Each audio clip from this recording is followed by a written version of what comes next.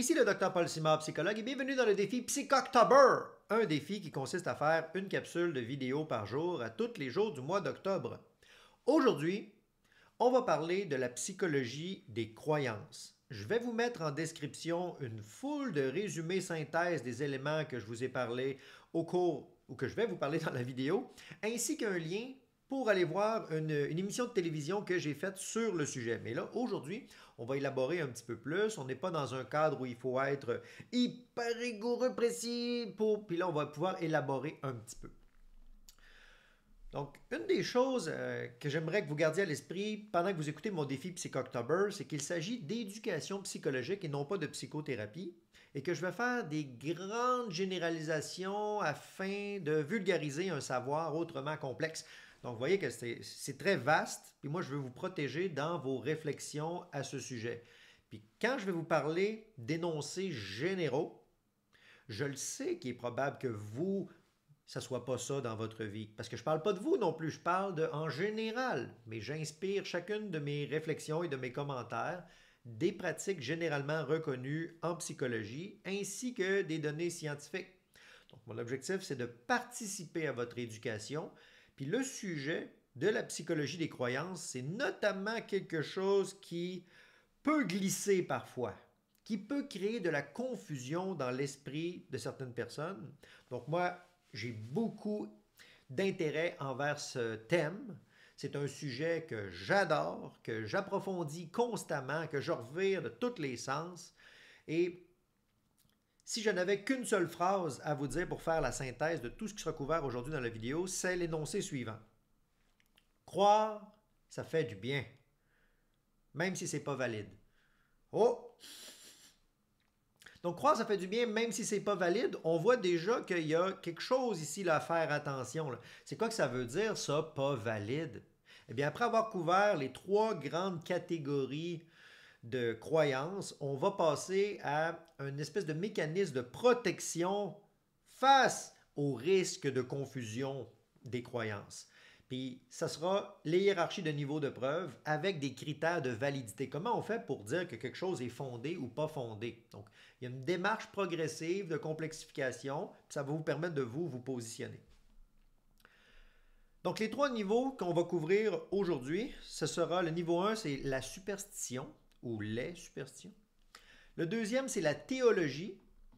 Et le troisième, je ne savais pas trop comment l'appeler, donc on pourrait dire sagesse méditative, mais les mots sont très imparfaits pour décrire ce genre de phénomène-là. Donc, on va parler de superstition, de théologie, puis de sagesse méditative. C'est quoi ça, les superstitions? Eh bien, on pourrait dire qu'une superstition, c'est une croyance que la personne a adoptée sur une association de trucs ensemble qui pourrait expliquer un phénomène aléatoire ou que vous n'avez aucune explication vérifiable. Mais ça fait bien du sens. Donc, l'émergence du sens par association intuitive, personnelle, c'est un des grands principes de base des superstitions. Vous savez, le phénomène de croire que si je fais ça comme ça, touc, touc, touc, touc, touc, touc, ok, bon, ben là, ça veut dire que là, je viens de me protéger contre le mauvais sort. Ok? Donc, vous n'avez aucune preuve, aucune démarche qui pourrait démontrer que ça marche pour de vrai, mais intérieurement, là, ça vous fait du bien de le faire. Ça fait comme vous calmer, parce que vous, c'est associé avec des représentations à l'intérieur de vous, des choses que vous avez vécues dans le passé, puis c'est dur de croire que son intuition peut nous mentir. C'est tellement fort la sensation de l'intuition, des émotions, des sentiments, qu'il y a beaucoup de gens qui vont persister à croire cette validation-là intérieure, même si on leur donne des preuves externes. Donc on voit ici que superstition, intuition s'associent dans une espèce de syncrétisme. Donc le syncrétisme, c'est l'amalgame ensemble de croyances qui émerge, on pourrait dire, dans la bulle locale. Ça veut dire que les superstitions ne sont pas les mêmes dans une sous-culture donnée versus une autre culture donnée. Comme par exemple, vous pouvez avoir des superstitions familiales qui ne sont pas présentes dans d'autres familles du même village ou à d'autres étages du même building. Puis ça fait en sorte qu'il peut y avoir des conflits de valeurs à l'intérieur même d'une culture parce que les superstitions ne sont pas partagées de manière homogène. Un des fondements de la superstition se trouve dans les mécanismes d'apprentissage de l'être humain qu'on appelle les croyances normatives. Vous savez, là, avant de ne plus croire au Père Noël, puis là on parle des croyances, croire au Père Noël, est-ce que vous croyez encore au Père Noël?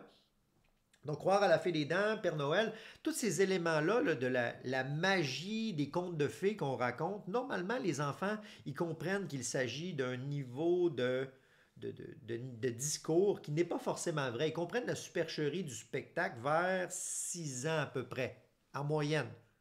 Pas tout à 6 ans, à peu près. Ça, c'est parce que le cerveau commence à ce moment-là à être capable de faire preuve d'esprit critique.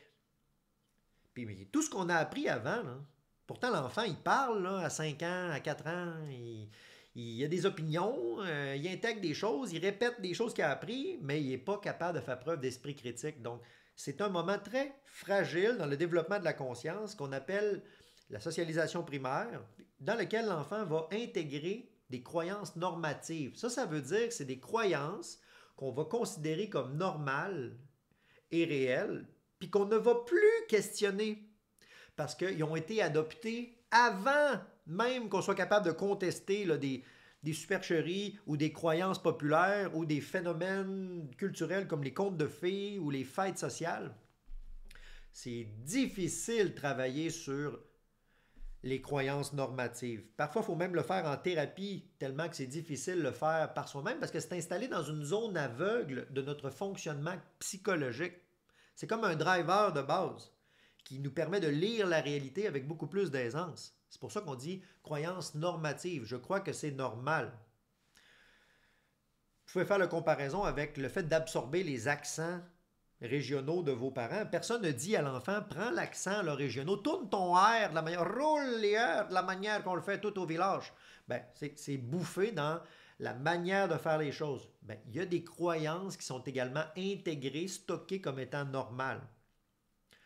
C'est tellement local et culturel là, que la démonstration la plus évidente, c'est si vous êtes venu au monde au Québec, dans un monde de culture judéo-chrétien, entre guillemets, vous avez probablement l'impression que c'est juste normal qu'il y ait des maisons avec des rues avec des noms de saints, Saint-Julien, Saint-Félix, Saint-Daniel, puis qu'il y a des villes qui s'appellent comme ça également. Donc c'est juste normal pour vous.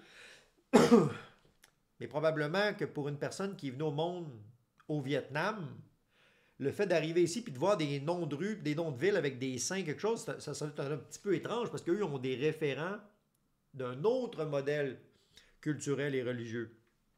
Mais nous, on considère ça comme normal. On est rendu habitué dans nos croyances normatives.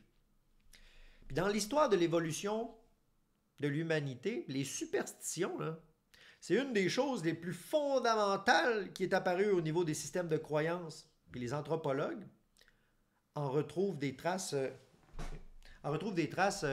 qui nous font la présentation de ça de manière très exhaustive. Puis c'est notamment le cas avec l'animisme et le culte des ancêtres.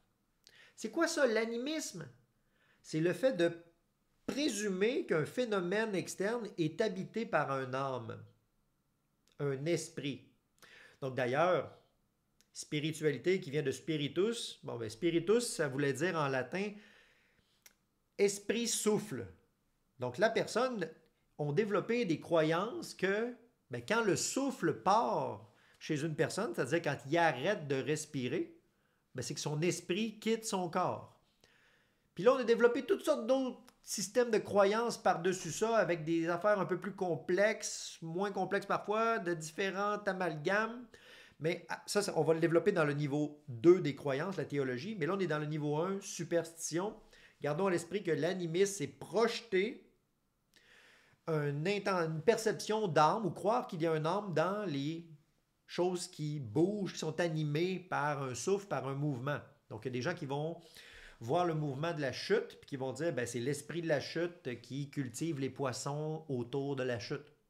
Ou ils vont voir la lune bouger dans le ciel, ils vont dire, c'est l'esprit de la lune qui bouge.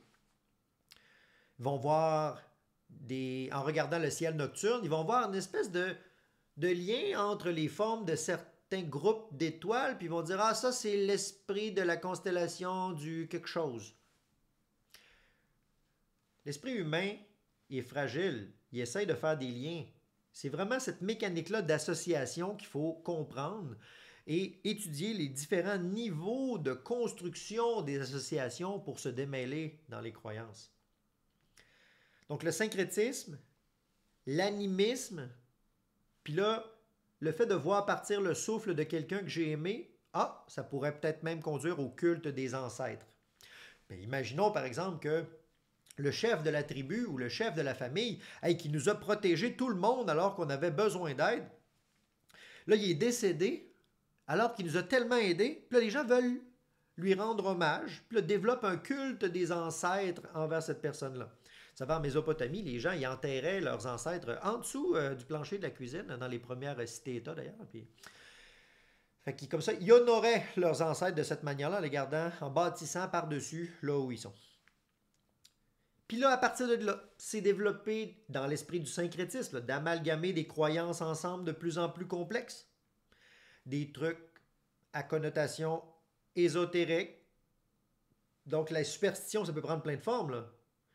Lithothérapie, loi de l'attraction, croire en la réincarnation, en la résurrection, dans les mémoires akashiques, dans le tarot, l'astrologie, l'horoscope, les soins énergétiques, les thérapies quantiques, les médecines holistiques, les états de conscience modifiés qui seraient générateurs de vérité fondamentale. Donc, on voit ici que ce sont tous des éléments qui font émerger à l'intérieur de eux. Ah oui, ça fait bien du sens. Puis c'est impressionnant de sentir que quelqu'un, à quelque part, vous dit ça avec tellement de force. Hey, il est tellement convaincu de ce qu'il dit que, wow, hey, la personne n'a aucune raison de me mentir. Fait que là, on ajoute à notre système de croyance quelque chose qui nous a été dit par lien d'attachement ou par crainte. Pour éviter le courroux du méchant esprit de la montagne, il ne faut surtout pas aller à la montagne les soirs de... Les gens y associent des trucs de superstition. Depuis les premières théories de l'apprentissage, d'ailleurs, behaviorales, on sait qu'on peut générer mécaniquement des superstitions. Donc, moi, c'est quand j'ai pris connaissance de ça, le fait, comment on fait pour générer des croyances de superstition chez les pigeons par rapport à la distribution de nourriture, que je me suis dit, oh, OK, t'as peu, là, il y a un mécanisme ici qu'on peut comprendre qui génère des croyances erronées, infondées. Puis là, je me suis intéressé à comment on fait pour comprendre des mécanismes de validation de l'information. C'est quoi la différence entre croyance et connaissance? Il y a toute une méthodologie. On va y revenir à la fin vers la section qui parle des niveaux là, de preuves. Mais gardez à l'esprit que dans ce niveau 1 là, de superstition, c'est du syncrétisme, de l'animisme, du culte des ancêtres. On élabore toutes sortes d'affaires là-dessus, mélangées avec des croyances normatives. Donc, si c'est adopté tôt dans la vie, vous allez avoir tendance à le croire toute votre vie. Vous allez penser que c'est normal. Puis, qu'est-ce que vous allez transmettre à vos enfants et à vos proches? Bien, vos croyances normatives.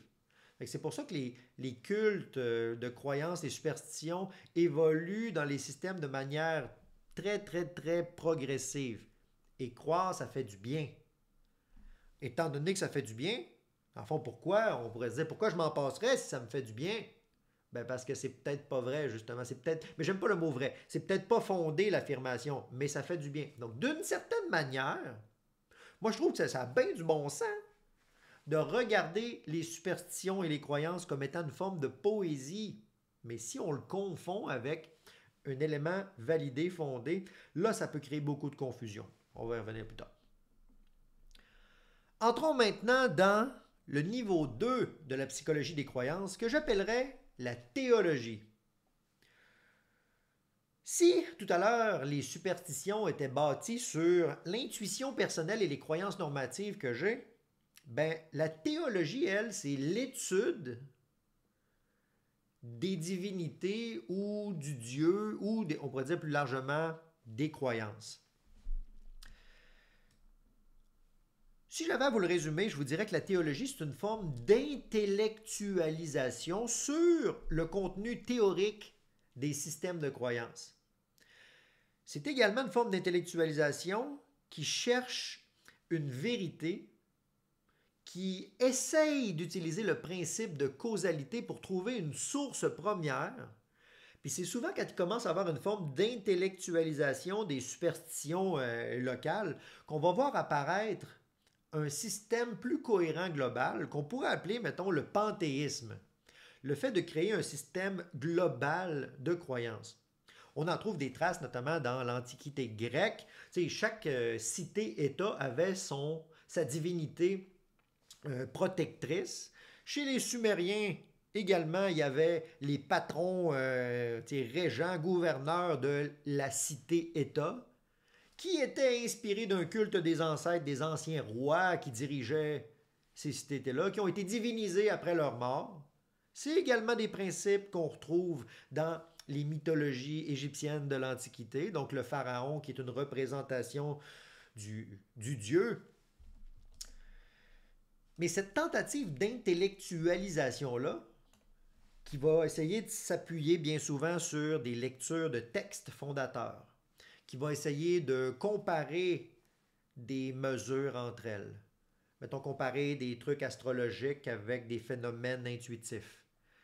Le fait de voir que, OK, pendant telle constellation, il est arrivé ça dans le ciel, puis en même temps, l'empereur il est mort, le roi est mort. OK, fait que les gens font des associations conceptuelles non fondées, mais que ça fait bien du sens. Donc même là, dans l'intellectualisation des intuitions et des tentatives d'amalgame, on n'est pas dans une dynamique de validation de l'information très rigoureuse. C'est pour ça qu'il y a des gens qui vont lire, par exemple, la Bible, puis qui vont s'émerveiller des liens entre les différents chapitres entre eux qui se renvoient les uns avec les autres, puis qui vont dire « Wow!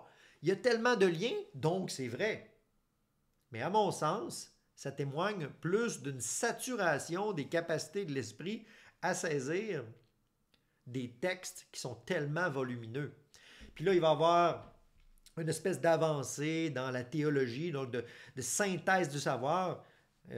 Hésiode, quand il a fait ses textes là, pour essayer de parler de la cosmologie, il a essayé de trouver un principe fondateur, de faire des amalgames de mythes de toutes les cités-États autour de l'Empire grec, puis il a essayé de faire un truc cohérent avec ça. Mais les gens de chacune des cités-États, eux, n'avaient pas une cohérente vision globale de tous ces systèmes-là ensemble.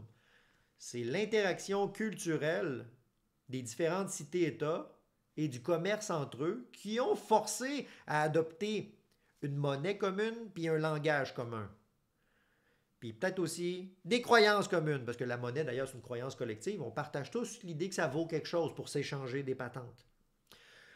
Donc là, on n'est plus dans l'animisme, le culte des ancêtres, on est rendu dans le panthéisme, le polythéisme, la monolatrie, le monothéisme, puis des intégrations d'idolâtrie, de divinité protectrice locale. Donc, ça ne tient jamais la route de manière absolue, l'intellectualisation théologique, parce que ça repose sur des prémices de superstition. Donc, même s'ils sont élaborés de manière très complexe, très loin, on va arriver inévitablement à des incohérences, notamment des incohérences à l'intérieur des textes, des incohérences dans les comparaisons sur l'historique de création des textes, des incohérences dans le développement local des textes. Donc, ce n'est pas les mêmes livres chrétiens qui ont été retenus, par exemple, en Éthiopie que dans l'Empire byzantin. Puis là, dans Rome non plus. Fait que tous ces livres-là qui ont suivi des trajectoires de modification, c'est drôle, les gens qui sont théologiquement amoureux de leur propre approche qu'ils ont découvert, ben, ils vont intellectualiser les choses et concevoir la branche dans laquelle ils s'investissent dans leur réflexion comme étant vraie. On voit d'ailleurs ça de manière très éloquente quand une personne adopte des croyances théologiques, va être confrontée dans ses croyances par une personne qui ne partage pas ses croyances ou qui a une autre croyance dans le sens opposé. Ça va souvent mettre en évidence une polarisation, voire créer un choc culturel. Mais ça, déjà, ça devrait vous pister sur l'idée que c'est pas forcément fondé, vérifiable, universel. Donc, on pourrait dire pas forcément vrai. Même si la personne affirme être porteuse de vérité, gardez à l'esprit que la vérité, c'est un concept religieux. Ce n'est pas un concept scientifique. Les scientifiques, là, ils cherchent à éliminer les fausses hypothèses. Ils n'essayent pas de créer un savoir vrai. C'est pour ça que c'est difficile à comprendre. Mettre autant d'efforts à essayer de démontrer que, OK, cette affaire-là puis cette affaire-là, on va essayer de tester, là, on va le tester de manière honnête pour voir si on ne peut pas dire que ça ne marche pas. Mais si finalement les réalités des données qu'on observe ne nous permettent pas d'éliminer cette hypothèse-là, on va le garder. Mais c'est toute cette mécanique-là de vérification qu'on va aller tout à l'heure à la fin là, dans les solutions, les niveaux de preuve. Donc, intellectualisation, études bibliques, ça me fait beaucoup penser, ça, même à l'intérieur de certaines religions, il y a des conflits entre les gens qui vont adopter une approche plus intellectuelle ou plus pratico-pratique. On le voit dans les ordres religieux chrétiens, donc le grand clash entre les dominicains et les franciscains. Donc les dominicains qui sont spécialisés dans l'étude biblique, théologique, intellectuelle de la foi et de la religion, donc des experts de la réflexion théologique. Alors que l'ordre des franciscains, eux, c'était des gens qui disaient « porte le message, fais la propagation du message dans tes gestes quotidiens ». Ils disaient « ça ne sert à rien d'avoir des possessions, ça ne sert à rien de réfléchir de manière très avancée là-dessus, fais-les à la place, fais ton... » Puis là, il y a eu des guerres de clochers, c'est bien exprimé ici, entre les deux ordres, à l'intérieur même d'une même structure religieuse. Donc, ça devrait vous sonner des cloches que les institutions religieuses, c'est des compagnies, d'une certaine manière. Puis qui dit compagnie, dit protection de ses acquis pour survivre. Et donc, les mécanismes de survie, ça va se déclencher, même si c'est faux. Ça a une vertu de protection, prévention, préservation, survie, mais ce n'est pas forcément vrai, pas forcément fondé, pas forcément valide. Croire, ça fait du bien, même si ce n'est pas fondé. Donc, la différence entre le panthéisme, c'est croire que plusieurs divinités, il y a plein de divinités partout. Polythéisme, c'est croire qu'il y a un système de dieux régents ou cohérents amalgamés ensemble. La monolatrie, c'est un peu comme les Juifs de l'Antiquité qui disaient, mettons, nous allons vénérer un seul Dieu, Yahweh, mais dans l'Ancien Testament, dans les textes, il y en avait plein d'autres dieux autour, là, mais ils ne vénéraient qu'un seul Dieu. Donc ça, c'est ce qu'on appelle la monolatrie. Et avec l'arrivée du christianisme qui disait qu'il n'y a qu'un seul Dieu, ça c'est le monothéisme, croire qu'il n'y a qu'un seul Dieu. Donc il y a une différence entre la monolatrie et le monothéisme. J'espère que ça vous éclaire sur certaines choses. Mais c'est drôle, hein? Si on fait juste regarder dans la culture chrétienne, dans les différentes localités où les religions catholiques se sont imprégnées, il y a eu toujours un peu des cultes associés autour qui étaient des restes de cultes qu'on appelle païens. Mais païens, ça voulait dire paysans, non chrétiens dans le fond, là, qui réintégraient les choses. Donc, mettons qu'on fait une réflexion ici, là.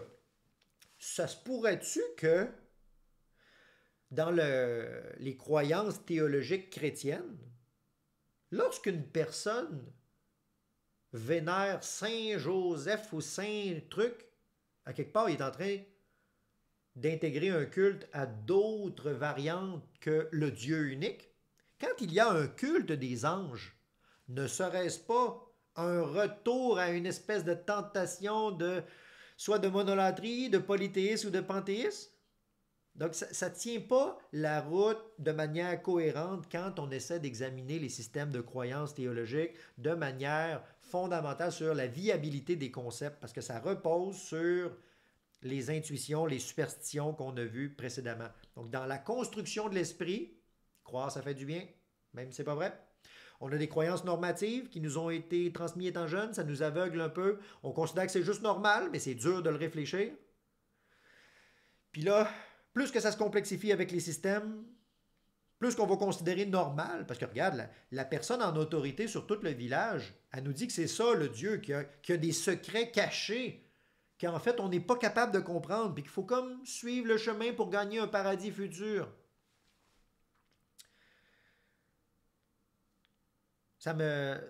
Moi, ça me touche beaucoup quand je vois des gens qui sont pris dans leur foi, dans leur religion. Je fais de l'accompagnement en thérapie de gens qui sont prisonniers dans leur croyances, leurs convictions. C'est pour ça que je vous fais la vidéo aujourd'hui, pour vous aider peut-être à démêler certaines pistes.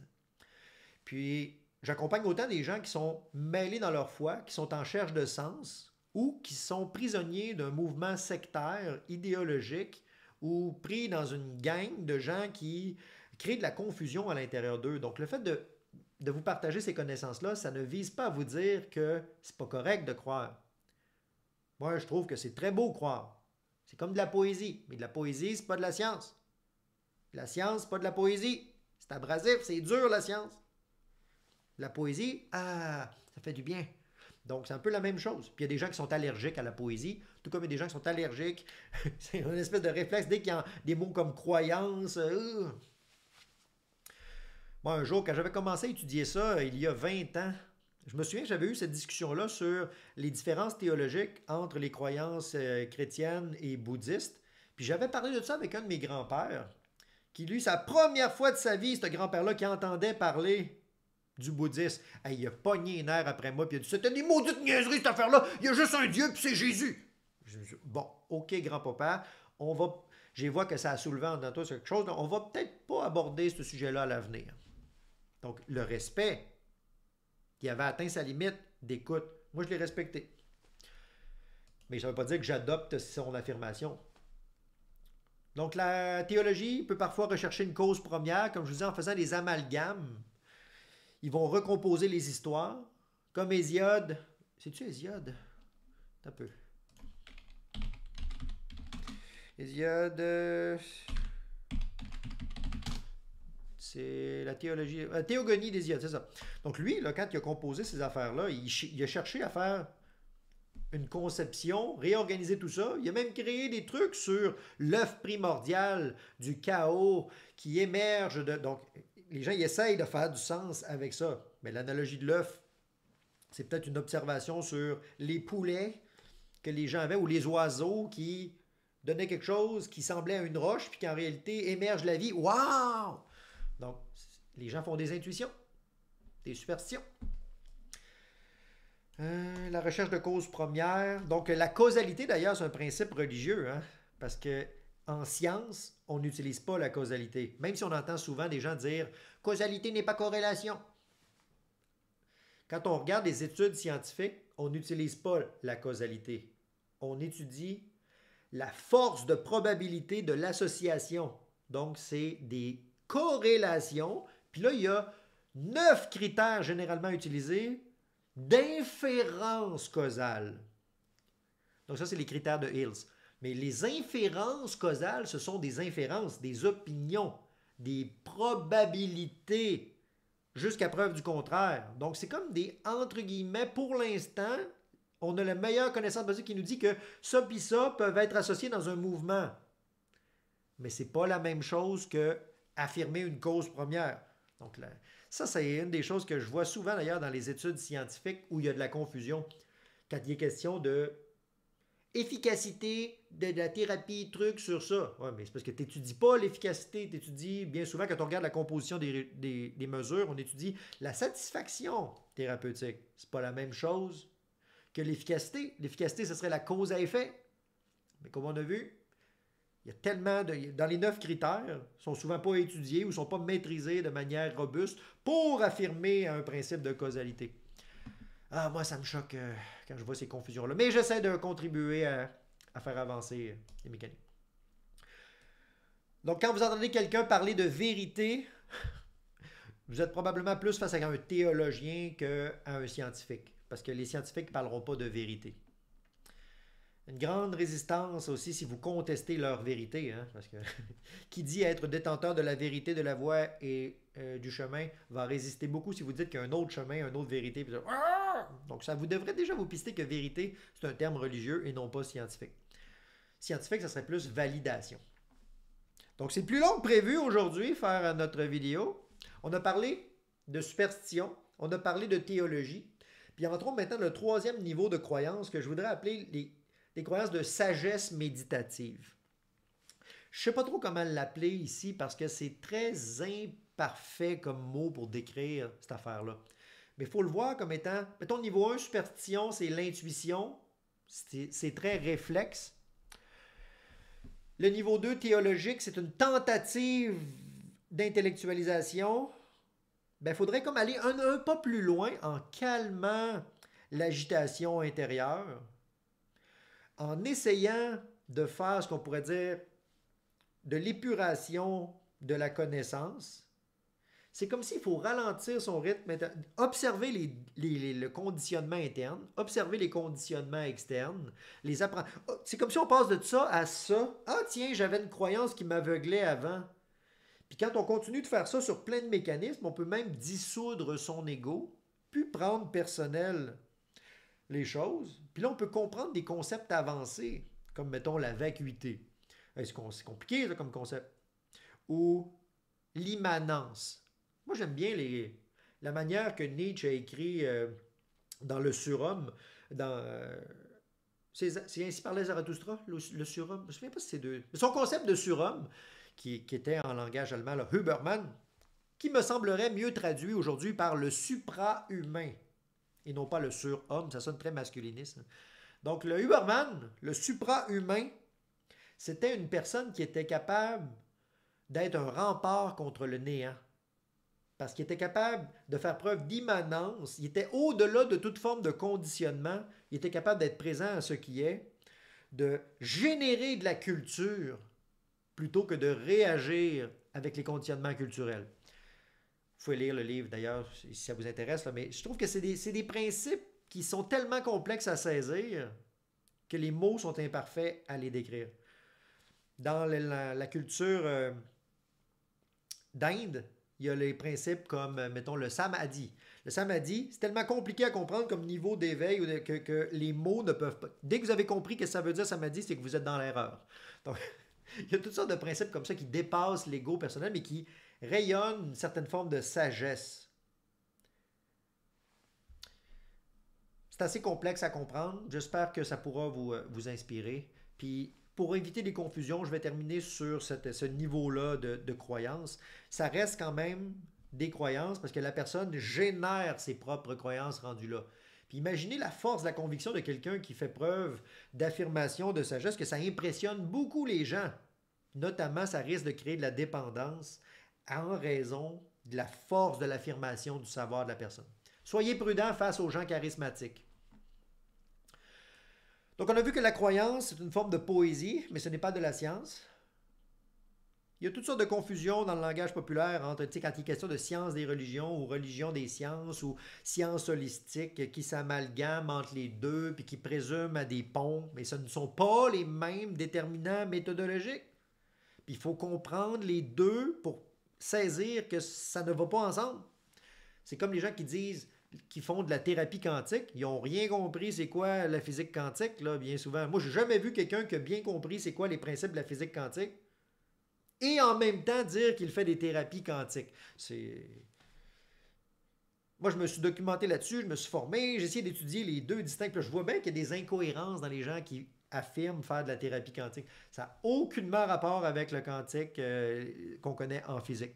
Mais ça, c'est typique de l'intuition. On revient encore une fois, on retombe au niveau des superstitions. Les gens, ils essayent de faire du sens en appuyant leur impression intérieure de cohérence. C'est pareil qu'une personne qui s'assoyait devant la chute puis qui disait « Ah, j'ai vu un poisson sauter en même temps que je pensais à ma grand-mère. C'est l'esprit de ma grand-mère qui se manifeste à travers le poisson. » C'est ce niveau-là, je pense, de résolution. On va ensuite passer maintenant aux solutions. Je sais que vous attendiez de le faire. Je pensais l'aborder plus tôt. Mais dans les solutions, face au système de croyance, je vais vous proposer d'adopter une hiérarchie de niveaux de preuve. Donc là, je vais vous énoncer les 6 niveaux de preuve. Puis vous pourrez vous positionner en commentaire, peut-être même, c'est lequel que vous utilisez le plus souvent. C'est lequel que vous êtes capable au maximum d'aller comprendre, puis c'est lequel sur lequel vous vous reposez quand vous êtes stressé, fatigué, le niveau de régression ou d'expansion. Le premier niveau du niveau de preuve, c'est les rumeurs et les oui-dire. Le deuxième, c'est les témoignages personnels. Le troisième, c'est les témoignages d'experts dans leur domaine. Le quatrième, c'est les études scientifiques innovantes ou exploratives. Le cinquième, c'est les études scientifiques qui retestent, consolident ou approfondissent un champ de la recherche. Et le sixième, c'est les méta-analyses. Plus qu'on va monter dans la hiérarchie de niveau de preuve, plus que c'est compliqué, laborieux, coûteux en efforts intellectuels et en ressources de tests pour arriver à quelque chose qui est de plus en plus valide. Pour l'instant, j'ai pas dit vrai, j'ai dit valide. C'est pas la vérité, c'est la validité. Donc pourquoi les rumeurs et le oui-dire, c'est le niveau de preuve le plus faible? Ben, c'est parce que c'est biaisé par vos liens d'attachement que vous avez envers la chambre des échos qui miroite le savoir. C'est super imprécis également. Tu sais, le fait d'entendre une rumeur, on la réinterprète souvent hein, en fonction de... On patche les trous en fonction de ça. Tu sais, vous savez, le fameux le téléphone à répétition là, qu'on se dit dans l'oreille puis qu'on le répète à une autre personne, puis tout ça. Bon, ben, juste après 10 personnes, le message il est déjà déformé. Bon, ben, imaginez sur des milliers d'années une croyance à travers plein de cultures, comment c'est tout déformé. Non, non, non, c'est vrai, c'est vrai. Bon, OK. Donc la personne, c'est trop menaçant pour son équilibre psychologique pour oser dépasser le niveau rumeur et oui-dire. C'est fragile, l'équilibre psychologique. Le deuxième niveau de preuve, c'est le témoignage personnel. Donc, une personne qui va prendre le micro, qui va dire « Oui, oui, moi, je l'ai vu, l'extraterrestre. Je vous le dis, j'étais assis là, puis là, ils sont venus me chercher, puis à un moment donné, je me suis réveillé dans le vaisseau, puis je les ai vus, puis tout ça. » Donc, il y a des gens qui vont écouter ça de l'extérieur, qui vont dire « Hein? Hey! Cette personne-là l'a vécu. Elle n'a aucune raison de me mentir. Je la connais ou je connais telle personne. C'est sûr que c'est vrai. Elle n'a pas de raison de mentir. » Puis là, ça confirme vos intuitions que « Oh, c'est vrai, les extraterrestres. » Donc, le témoignage personnel, plus que la personne va être convaincue de ce qu'elle dit, pas forcément valide, mais ça fait du bien. La conviction, c'est contagieux. Il y a des gens qui vont ramasser les autres avec leur charisme à cause de l'effet de foule, de la contagion sociale. Donc, témoignage personnel. Ensuite, le troisième niveau de preuve, c'est le témoignage aussi, mais d'un expert dans son domaine. Donc là, présentement, moi, là, quand je vous parle aujourd'hui, je suis en train de me positionner au niveau 3 de la hiérarchie des niveaux de preuve. En tout cas, j'essaye. J'essaye de me dire que je suis un expert dans mon domaine, donc un psychologue, docteur en psychologie, qui parle de psychologie. Donc peut-être que je m'éloigne un petit peu de la psychologie quand je fais certains ponts anthropologiques, quand je fais certains liens sociologiques, quand je fais... Mais la psychologie a-t-elle étudié des ponts? Oui, OK, donc moi, je me suis formé là-dessus. Mais ça reste que c'est très... C'est quand même le troisième niveau de preuve, là. C'est pas très avancé dans la hiérarchie de validation de l'information. Donc, croyez pas les mots exacts que je suis en train de vous dire. Je ne suis pas le niveau 6 de preuve présentement. Je suis le niveau 3. J'essaie d'être cohérent. Mais il a fallu que je fasse des choix pour vulgariser le savoir scientifique. Il a fallu que je fasse de la psychologie synthétisée. Oh, on fait des liens avec le syncrétisme ici. Donc, je suis biaisé dans ma manière de vous aborder le savoir et la connaissance en fonction de mon expérience et mes préférences.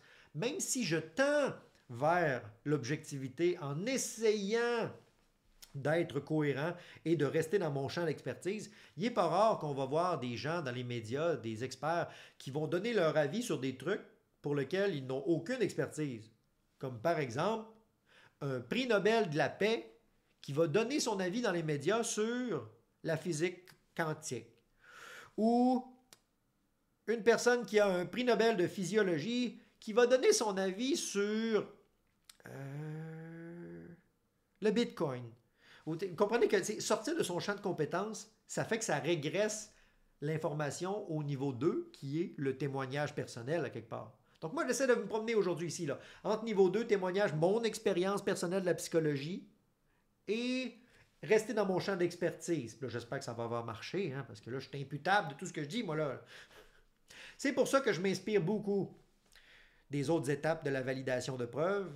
Mais si c'est difficile, là, développer, mettons, mon champ de compétences, ça a été difficile, développer mon doctorat en psychologie. C'est difficile, la formation continue, maintenir les balises du psychologue.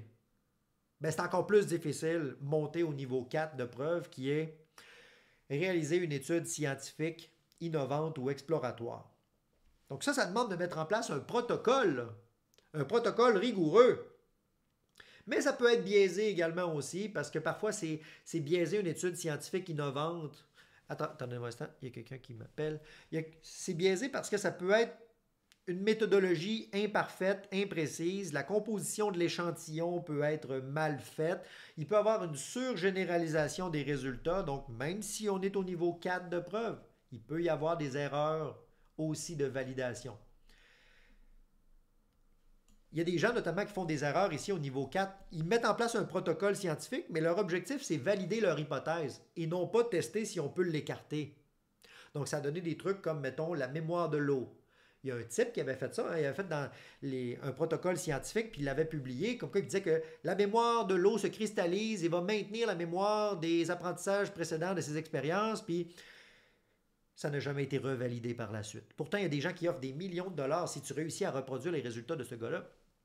Et ça nous amène au niveau de preuve 5, qui est des études scientifiques retestées, consolidées, approfondies.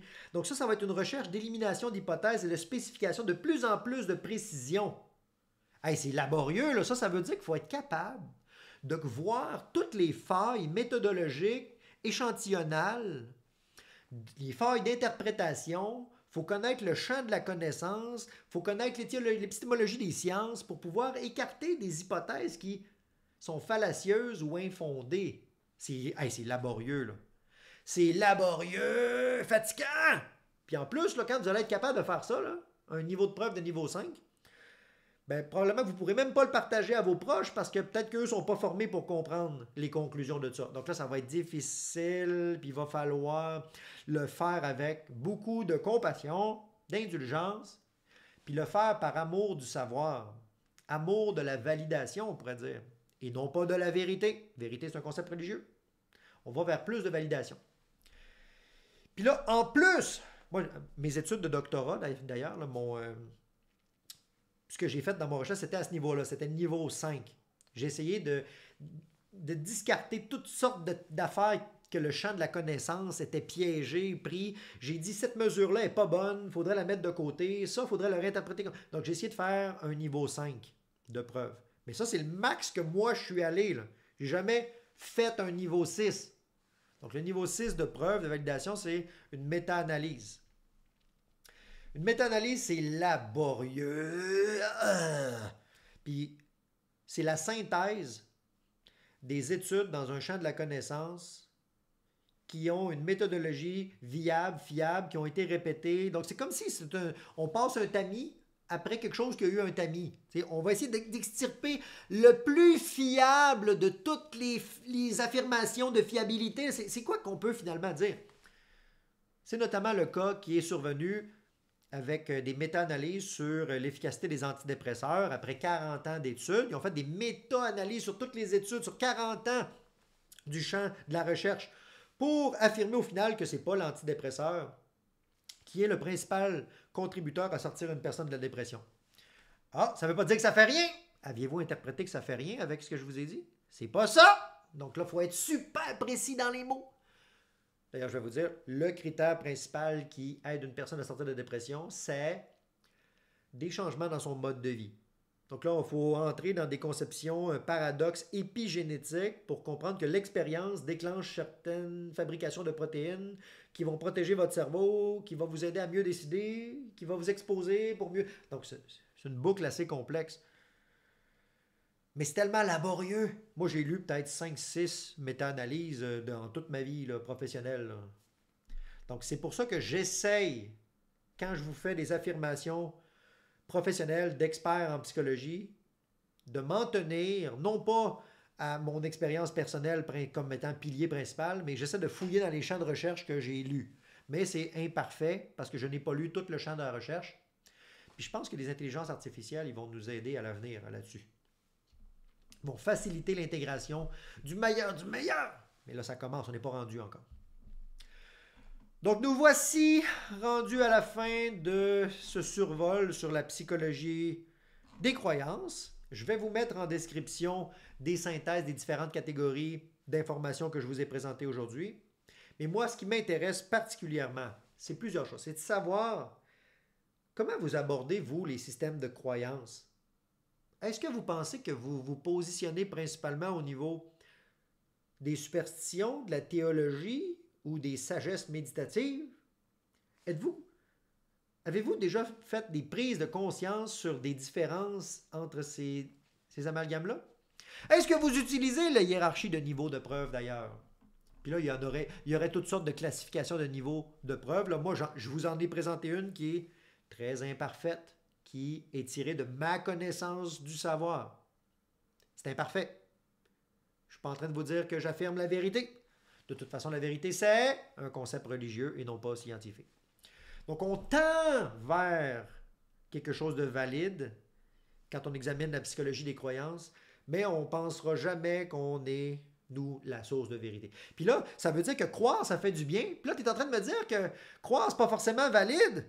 Ah, ça veut dire que je vais enlever quelque chose qui fait du bien. Oui. Quand on aborde la connaissance, c'est ça que je voulais dire, que je disais que c'est abrasif. C'est plate. Parce que moi, parfois, j'ai lu des études de scientifiques où j'ai fait des tests qui ne m'ont pas donné les conclusions que j'aurais aimé avoir. Mais c'est justement ça qui est une porte de conscience pour vous réguler en ne vous aveuglant pas de vos croyances limitantes, de vos croyances normatives. Moi, on m'a toujours dit ça, c'est de même qu'on fait ça, je vois pas pourquoi. Donc, la capacité de faire, sais-tu quoi, j'ai toujours cru ça, mais je vais regarder un petit peu à côté. Temporairement, je suspends mon jugement pour examiner ce qui se passe là. Puis là, une fois qu'on a les deux informations, on a le choix. Un choix de se réaveugler de nos croyances confortables. Ou de continuer sur le chemin de la connaissance. Puis parfois, ça fait chier. C'est pas le fun. Mais au moins, ça valide les choses de manière plus robuste, plus viable, plus fiable. Puis quand on prend ce chemin-là, c'est moins confortable. Mais plus viable, ça veut dire qu'on contribue à un avancement. On ne fait pas juste contribuer à créer du confort. Bien qu'on ait besoin de confort, ça peut être une limite profonde dans le développement de la conscience. Donc voilà, hey, c'était beaucoup d'informations. J'en ai sprinté un bout. Je vais vous mettre aussi en commentaire le lien de mon émission de télé que j'avais faite sur la psychologie des croyances. Peut-être que ça pourra vous aider à voir différents angles de vue également quand c'est tourné en format studio et condensé. Je vous rappelle que le défi Psychoctober consiste à vous partager le savoir de la psychologie pour vous aider à comprendre comment ça marche. Je ne suis pas la source ultime de psychologie au niveau de la viabilité. Comme je vous ai dit, je suis niveau 2 ou 3 d'expertise, donc prenez mes propos avec toujours la rigueur de l'examen, dire c'est-tu vrai ce qu'il dit lui? Oh, vérité floue, religieux. C'est-tu viable ce qu'il est en train de dire? Et vous pourrez ainsi chercher à aller un pas plus loin. Si au cours de la vidéo, j'ai un petit peu chamboulé vos systèmes de croyances, je suis désolé, mon objectif, ce n'était pas de vous choquer. Comme je vous ai dit, moi, je fais de l'accompagnement en psychologie, en psychothérapie avec des gens qui sont perdus dans leur foi, dans leur religion, dans leur idéologie, qui sont confus dans des groupes, qui s'accaparent certaines de leurs libertés au nom de leur vérité. Donc, moi, c'est ça que je veux vous montrer. Comment on peut suspendre temporairement son jugement pour observer c'est quoi que la personne a besoin ici et maintenant. C'est étonnant, même le langage, j'aurais tendance sur le plan langagier à faire des erreurs langagières, à vous dire pour de vrai. Mais comprenez que je préfère dire validation. La linguistique, ça aussi, c'est une science qui évolue, qui est imparfaite. Sur ces sages paroles, sont où mes clics j'aime? J'ai pas vu les clics j'aime. Si vous êtes rendu jusqu'ici, j'aimerais savoir en commentaire qu'est-ce que vous avez retenu de la vidéo. Et on se revoit demain pour la suite du Psychoctober, qui consiste à faire une vidéo par jour, à tous les jours du mois d'octobre. Puis là, si toi, tu veux un accompagnement psychothérapeutique sur ce sujet, il y a mes coordonnées aussi en description si tu veux qu'on se voit. Ou là, me poser des questions d'approfondissement. Il y a la section questions confidentielles auxquelles je réponds dans mon groupe personnalisé chaque semaine. Il y a juste moi qui va avoir accès à votre question si vous achetez des questions avec ce programme-là. Tout est sur mon site web. Donc, je vous souhaite une bonne journée et à demain.